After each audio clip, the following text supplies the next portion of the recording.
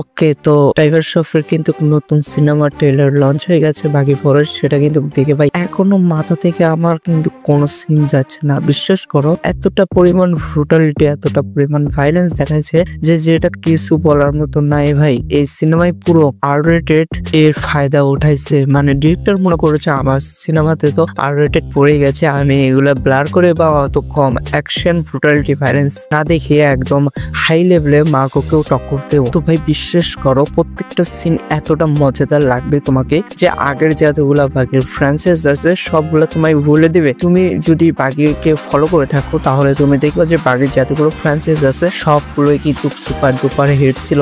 যত সেগুলো থিয়েটারে একটু খারাপ রিভিউ পাক, সেগুলো কিন্তু আসলে সত্য করে বললে বক্স অফিসে অনেক ভালো কালেকশন করেছে। তো সেখানে আমার টাইগার শ্রফের বাগি 4 পারফরমেন্স দেখে মনে হয়েছে যে যতগুলা বাগি 4 ফ্র্যাঞ্চাইজ রয়েছে সবগুলার ভেতরে কিন্তু এটা একদম মানে ব্লকবাস্টার হয়ে যাবে। বিশেষ করে এখানে টাইগার শ্রফের যে অ্যাক্টিং, যে নেক্সট লেভেলে তার অ্যাকশন, সে তো মার্শাল ক্যারেক্টার ভাবেই অ্যাকশন করে থাকে তোমরা সবাই জানো। কিন্তু ভাই এখানে তাকে একটু অন্যভাবেই দেখবে। ট্রেলার দেখার পরে তোমার কয়েকটা সিন এমন ভাবে মাথায় বসে যাবে যে সেগুলো তুমি মাথা থেকে বেরি করতে পারবা না।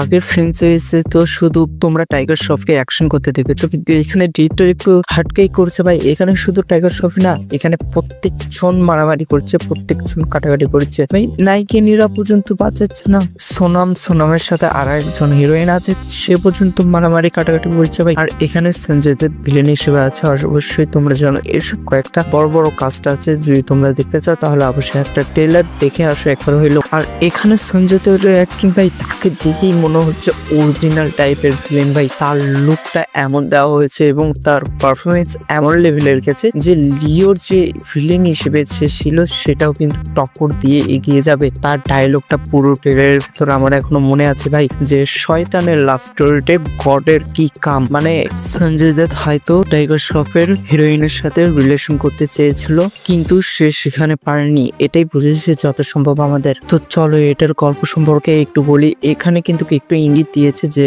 টাইগার শ্রফ একটা মেয়েকে ভালোবাসতো, কিন্তু পরে গিয়ে তাকে খুঁজে পায় না।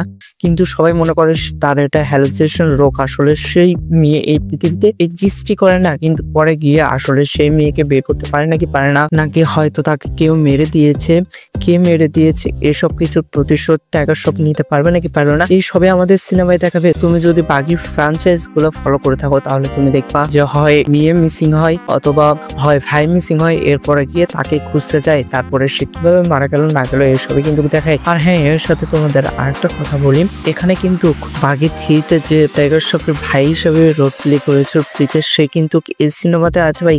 এটা দেখে আমি বেশি সারপ্রাইজড হয়েছি ভাই, বিশ্বাস করো। আর এক কথায় যদি বলি, এটা কিন্তু আমাকে অসাধারণ লেগেছে। তো তোমরা কে কে এটার সিনেমার অপেক্ষায় আছে অবশ্যই কিন্তু আমাকে কমেন্টে জানিয়ে দেবে। আমি বলেছি ভাই 5 তারিখে ইন্ডিয়ায় পুরো তুফান চলে যাবে এই বাগি 4-এর জন্য। তোমাদের সাথে দেখা হবে নেক্সট একটা ভিডিওতে। Good bye.